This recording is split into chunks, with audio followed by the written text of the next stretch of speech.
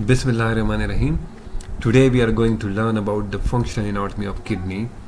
Kidney is one of the vital organs of the body that is responsible for the formation of urine and some other functions of the body. First of all, coming towards the location of the kidney.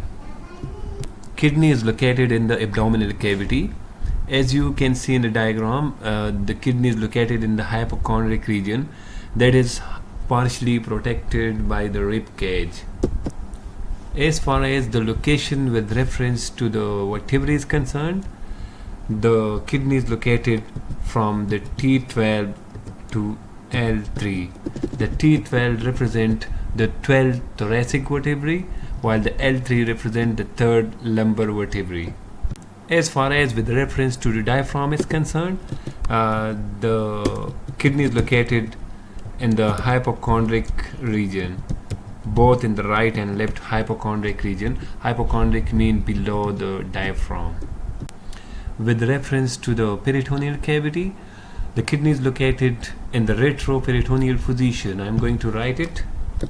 The retroperitoneal position. The retroperitoneal position is the position behind the peritoneal cavity.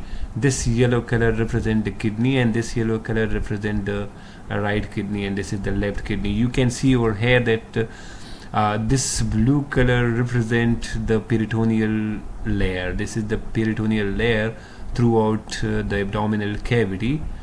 This is actually the cross section of the abdominal cavity, and this blue color represent the peritoneal layer. And you can see over here that this kidney is not enwrapped inside the peritoneal cavity. Rather, this is located in the dorsal position of the peritoneal cavity, in the retro position of the peritoneal cavity. That is why the kidney is known to be in the retroperitoneal position, both the right and left kidney. As far as the left kidney is concerned, the left kidney is adjacent with the spleen and connected with the spleen with the help of a ligament that is called splenorenal ligament. This is the splenorenal ligament, this is the spleen, and this is the kidney, and this kidney is attached with this spleen with the help of a ligament that is called splenorenal ligament. And the right kidney is connected with the, you can say, with the liver with the help of hepatorenal ligament. That is the part of lesser omentum, and this is the part of greater omentum. This is the part of greater omentum.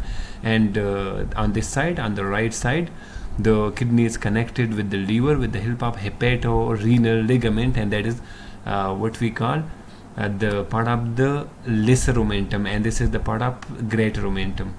You can also see that the kidney is located behind this stomach, behind the stomach. You can also see over here, this area represent what? This area represent the colon. This kidney is also located behind the colon. This kidney is located behind the colon. In this diagram, you can see that this purple color represent the kidney, and this is the left kidney. You can see that the kidney is located almost behind the transverse colon. This is the transverse colon, and this is adjacent with the spleen. This is adjacent with the spleen, as I have told you that this is connected with the splenorenal ligament, and this is adjacent with the liver. Liver is above this kidney. There is no the diagram of the liver is not given in this figure, but the left kidney, the right kidney, is located below the liver, and that is connected with the liver with the help of lesser omentum, with the help of hepatorenal ligament. Now coming to next diagram, and this figure you can see that this is the kidney. Actually, in this figure we are going to learn about the layers of kidney. What are the 3 basic layers of the kidney? So this is the kidney, and this kidney is enclosed by the first layer that is called the renal capsule. The renal capsule is a transparent layer that gave protection to the kidney, that gave boundary to the kidney. That is the first layer which encloses the kidney. This is called renal capsule. The second layer this red color represent the second layer. The second layer is all around the kidney and all around the adrenal gland. This is the adrenal gland.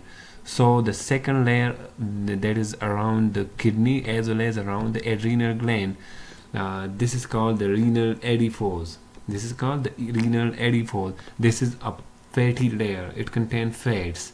So this is the second layer which encloses the kidney.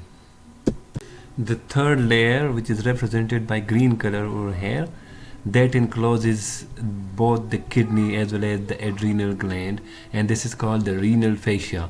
This is the fibrous layer. And what is the function of this layer? This is the layer which connect the kidney with the surrounding. This is the fibrous layer which connect the kidney and the adrenal gland with the surrounding, which give position to the kidney. Now coming towards the shape and size of the kidney. The shape of the kidney is just like the shape of the bean. This is the bean shaped structure, and the size of the kidney is just like the size of a soap. You can say that the bathing soap, the soap which is used for bathing, that is having the same size as that of the kidney. So the length of the kidney is 4 inch. That is given over here. This is the length of the kidney. The diameter of the kidney is 2 inch, while the thickness of the kidney is 1 inch. This is very simple. The length is 4 inch, the diameter is 2 inch, while the thickness is 1 inch. The thickness should be 1 inch. That is the same as the size of the bathing soap. Now the parts of the kidney. This is the renal capsule. You can see this is the renal capsule enclosing the parenchyma of the kidney. You can see over here that after the capsule over here, this area represent the renal cortex. This area represent the renal cortex, as I have labeled this. This is the renal cortex. And after the renal cortex, you can see over here the cone shaped structure. These are the cone shaped structure. These are called the renal pyramids. The renal pyramid ranges from 8 to 18 inside a normal kidney. Inside a normal kidney, the number of renal pyramid ranges from 8 to 18. This is the renal pyramid. And the area where the renal pyramids are present, this red color represent the renal pyramid. Only the red color, this area, and this area, this represent the renal pyramid. And the area where the renal pyramid is present, that area is called the renal medulla. The renal medulla is the area or that part of the kidney where the renal pyramids are present. That part is called the renal medulla. You can see that from each pyramid a pathway arises. This is the pathway which arises from each pyramid, and this pathway is called the minor calyx. As you can see that a normal kidney should contain from 8 to 18 pyramids.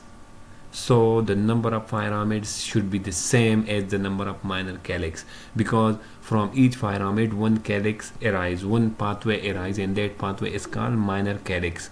So there should be not more than 18 number of calyx, number of minor calyx. So the number of minor calyx should be from 8 to 18. And when 2 or more minor calyx combine together, that make the major calyx. When 2 or more pathways of the minor calyx that combine together, that make the major calyx. So this is the major calyx. This one represents the major calyx. This is also the major calyx, and this is also the major calyx. A normal kidney should contain from 2 to 4 major calyx. And then we have the pelvis. Pelvis is the combination of major calyx. When all the major calyx combine together, that make a cavity like structure, that is called the pelvis. You can see over here that the 3 major calyx combine together. This is one major calyx, this is the second major calyx, and this is the third major calyx. The 3 major calyx combine together, that make the pelvis. And you can see over here that the pelvis goes out of the kidney as the ureter. This is the ureter, a tube-like structure which goes out of the kidney, and that is the continuation of pelvis. The continuation of the pelvis outside the kidney, that is called the ureter. Now in more detail, you can see over here that I have told you that this is the renal cortex. This is the renal cortex. The renal cortex is also in between the pyramids. In between the pyramids, the renal cortex has invaginated over here that goes inside the renal pyramids. So this is also the renal cortex, and this part of the renal cortex is called the renal column. This part of the renal cortex is called renal column. Generally, the renal cortex is considered the area above the base of the pyramid. This is the pyramid, this is the apex of the pyramid, and this is the base of the pyramid. So above the base of the pyramid, the area is called the renal cortex, and in between two pyramids, the area in between the two pyramids, the part of the cortex that is called the renal column. This is the renal column, this is the renal column, this is the renal column. So the area in between the two pyramids, that is called renal column. Now the renal sinus. This is the renal sinus, this is the renal sinus, this is the renal sinus, and this is the renal sinus. The renal sinus is the cavity like structure inside the kidney, which have the minor calyx, the major calyx, and the pelvis. The renal sinus is below the renal column. This is the renal column, this is the renal column, this is the renal column. So the area which starts after the renal column and which encloses which have the minor calyx, the major calyx, and the pelvis, that is called the renal sinus. The renal sinus is cavity like structure that encloses large number of fats. This have large amount of fats, so the renal sinus store the fats for the body, and this also gives shape to the kidney. So the fats which are present inside the renal sinus, that is used in the critical stages inside the body for the production of energy. So the renal sinus is the cavity like structure which is present inside the kidney and which contain the minor calyx, the major calyx, and the pelvis, and that have large amount of fats.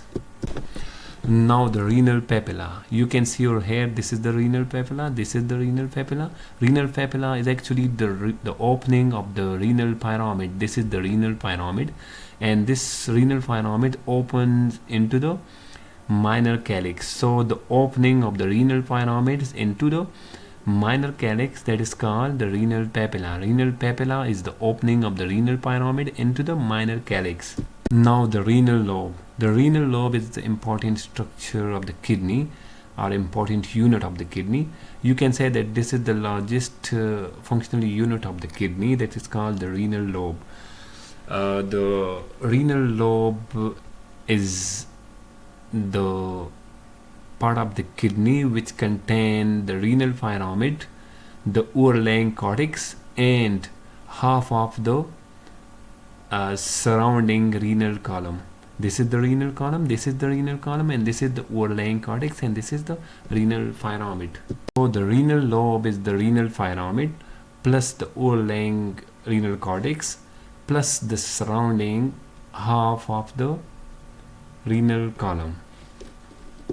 This is considered as the functional unit of the kidney because the renal pyramid and the overlying cortex contain the nephrons. The renal pyramid and the overlying contain what? It's contain the nephron. Coming toward the next slide. The renal lobe is over here in magnified form, and this is the renal pyramid.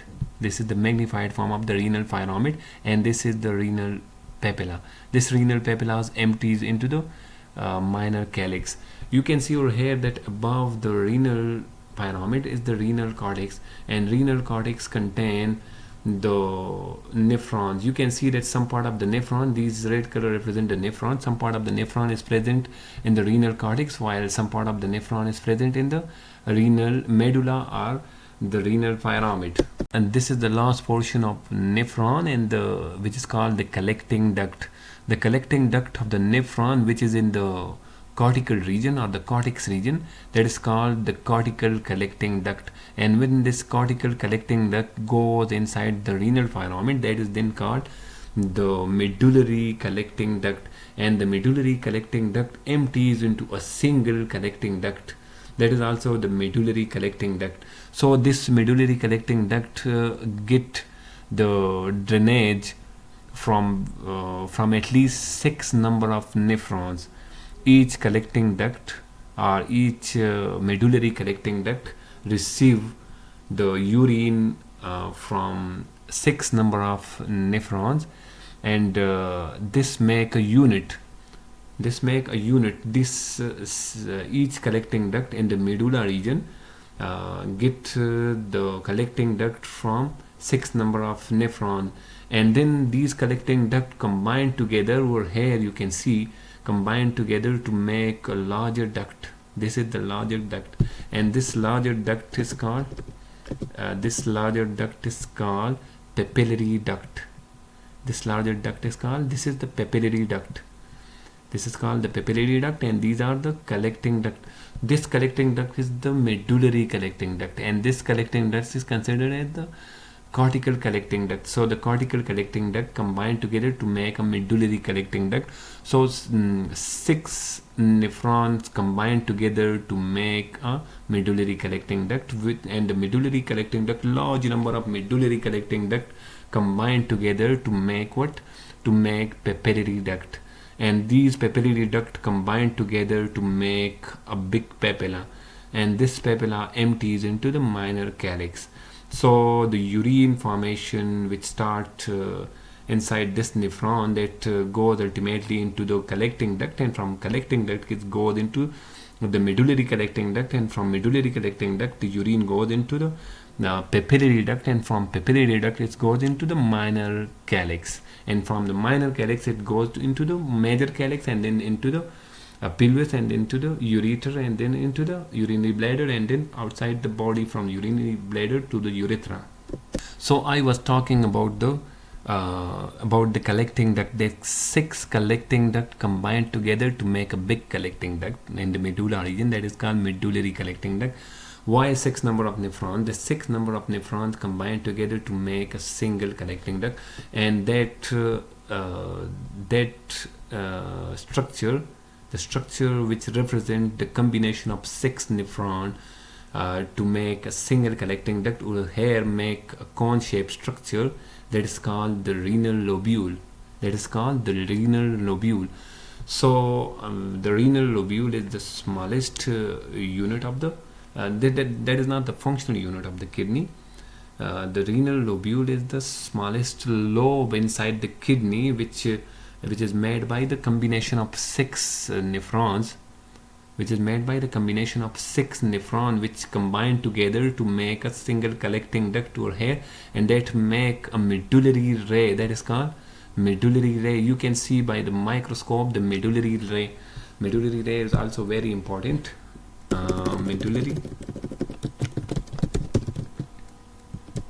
Medullary ray. So when you get the cross section of the kidney, you can see the medullary ray inside the kidney, but the medullary ray is not just like the same as the renal lobe. One medullary ray represent one renal lobule. You can see over here that this is the renal lobe. And each renal lobe contain the renal pyramid, and each renal pyramid and overlaying cortex contain large number of renal lobule. Now you can understand it very simply that I'm going in detail that one kidney contain 1 million nephrons, and you also know that one kidney contain how many pyramids? 8 to 18 pyramids. So we can just assume that one kidney contain average number of 10 pyramids. So you can also assume now that one pyramid should contain how many number of nephrons. so that it should contain 0.1 million nephron. You can simply say that one pyramid contain 1 lakh of nephrons, 1 lakh nephrons. So you can also assume that when this one pyramid contain 1 lakh nephron, so as I have told you that one renal column and this is the renal lobe, and the lobule contains 6 what? One lobule contain what? One lobule contain 6 nephrons. One lobule contains 6 nephrons. So how many lobules will be there inside the kidney? How many nephrons should be there inside? How many lobules should be there inside one renal lobe? So roughly there should be one pyramid should contain, one pyramid represent one lobe. One pyramid represent one lobe, and one pyramid also represent at least 16,000 renal lobule. How 16,000 renal lobule? Because one pyramid contain 1 lakh nephron. So if 1 lakh nephrons are there inside one pyramid, then in each pyramid there are renal there are renal lobule, and each lobule contains 6 nephrons. So if 1 lakh is divided by 6, so it will be roughly 16,000 renal lobules. So 16,000 renal lobule is present inside one renal lobe.